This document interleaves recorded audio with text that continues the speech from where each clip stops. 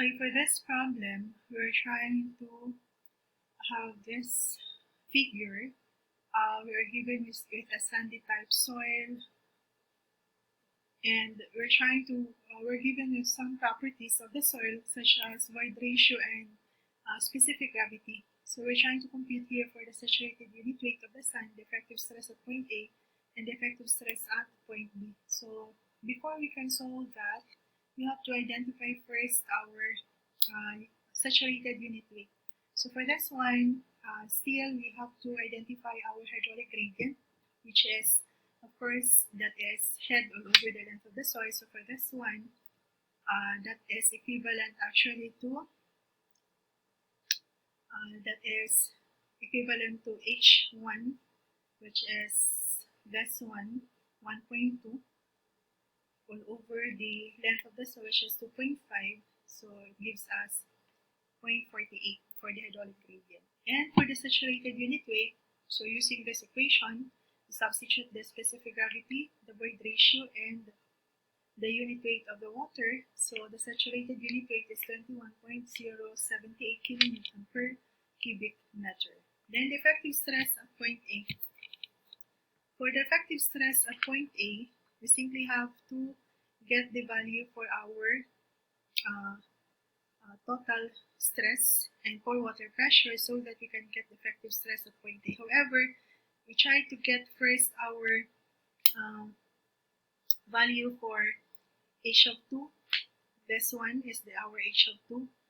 And since we are on point A, we try to get the value for H of 2 and the value for Y sub 2 so that we can have the value for H of 2. So that will be equivalent actually to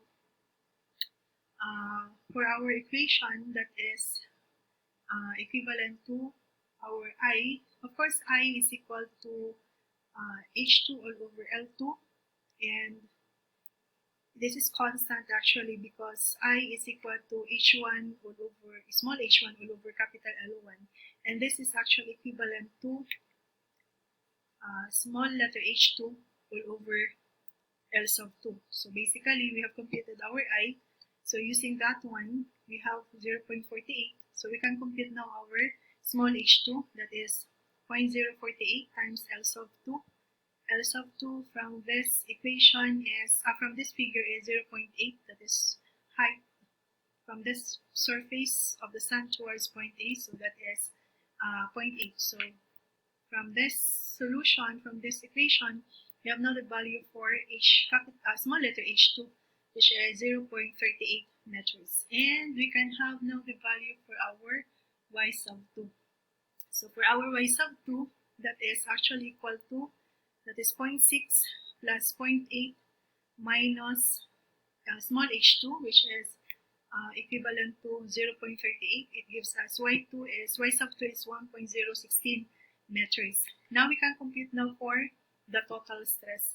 For the total stress at point A, that will be equal to the total stress at point A, so that will be equal to L sub 2, 0.8 times the unit weight of the sand that we have computed, which is equal to 21.078 plus this height, which is 0.6, the height of the water, 0.6 times the unit weight of the water. We have now our value for our total stress, that is 22.74 kilopascal. For the pore water pressure at point A, that will be equivalent to, you simply have to get the value for the pore water pressure at point. So the pore water pressure at point A is equal to 0.6 plus 0.8 minus this one. 0.8 is connected to this sand pipe, so minus small letter h2.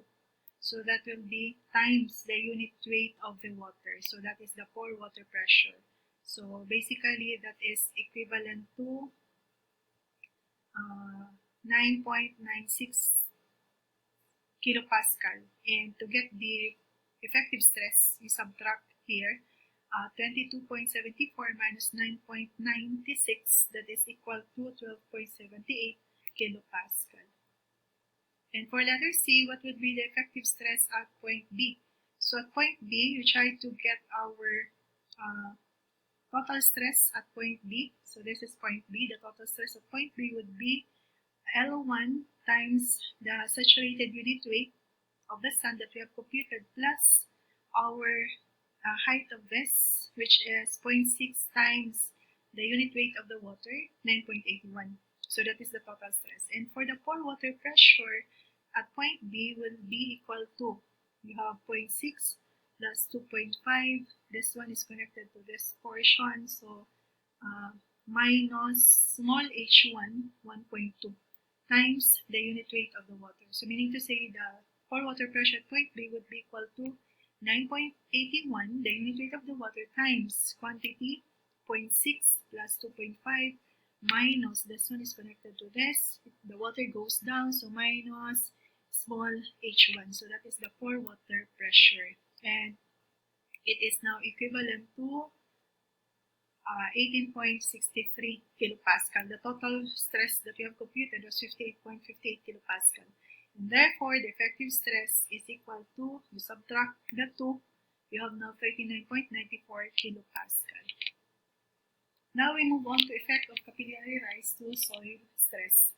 Capillary rise in soil is demonstrated on the following figure. So we have here an illustration for the capillary rise in soil. So a sandy soil is placed in contact with water. After a certain period, water rises, and the variation of the degree of saturation with the height of the soil column caused by the capillary rise approximately given in the figure. So this is a figure showing the capillary rise in soil. So we have a container that has a water, and we have a tube with a soil inside. So we place the tube with soil on the container with the water. After a certain period of time, this water will move upward into this tube through the soil pores on this layer of the soil sample. So basically, when we talk about capillary rise, capillarity is also, of course, in our previous discussion in fluid mechanics, we encounter capillary rise in water. However, capillarity also occurs in soil.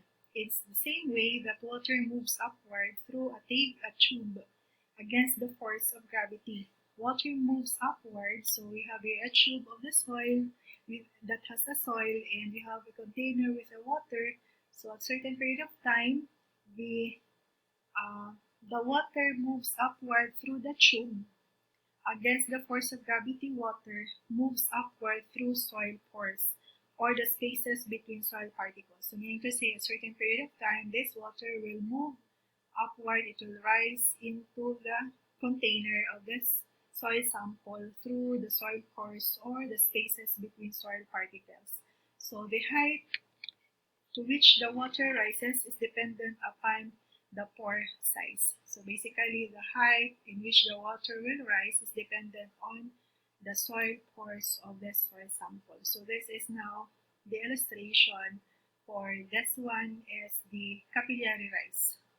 Small h1 is the capillary rise within the soil sample as the water penetrates within the soil particles or the soil pores of the soil sample. So the degree of saturation is about 100% up to a height small capital H1. Beyond the height H1, the water can occupy only smaller voids, hence the degree of saturation is less than 100%. So within this small h1, the degree of saturation is 100%. Beyond small h1, the degree of saturation is less than 100%. So the approximate height of capillary rise is given by this equation. So this is a Hazen theory. This is the approximate height of capillary rise, where our d sub 10 is the effective grain size, our E is our void ratio, and C is a constant that varies between the range of 10 to 50 millimeters squared. So our pore water pressure at a point in a layer of soil fully saturated by capillary rise is given by this equation. So meaning to say, within within the soil layer that was fully saturated by capillary rise, the pore water pressure is equal to negative unit weight of the water times our small letter h. Small letter h is the height of the point under consideration measured from the groundwater table. So, if a partial saturation is caused by capillary action, the pore water pressure can be approximated by this equation. So, if there is a partial saturation that is caused, if there is only a partial saturation that is caused by capillary action, our pore water pressure is given by negative degree of saturation times the unit weight of the water times small letter h, wherein our S, of course, is the degree of saturation at the point under consideration. So if you're going to have the soil layer, this figure is an illustration for a capillary rise. So this is the water table. So we have here a soil sample.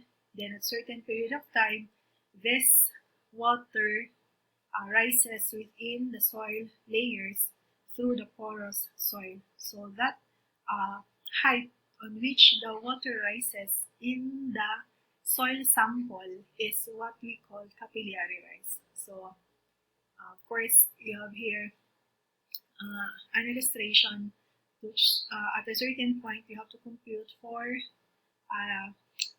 effective stresses, for example at point A, point B, and at point C. So for this one, if we try to compute for the total stress at point A, so that will be equivalent to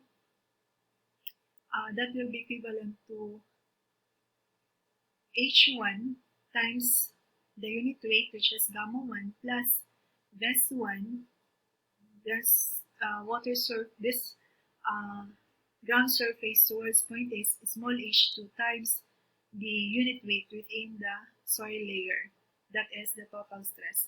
The pore water stress at point A, since point A is within the capillary rise, so meaning to say this is a partial saturation. At point A has a partial saturation that is caused by capillary rise, so meaning to say our pore water pressure at point A will be equivalent to negative S times the unit weight of the water times our H of 3. This one times our H of 3. Then at point B, if we're going to have point B, our total stress would be equivalent to small h times the unit weight of this soil sample plus small h1 times the unit weight of the soil layer. And the pore water pressure at point B will be equal to, point B is within the water table, so the pore water pressure is equal to 0.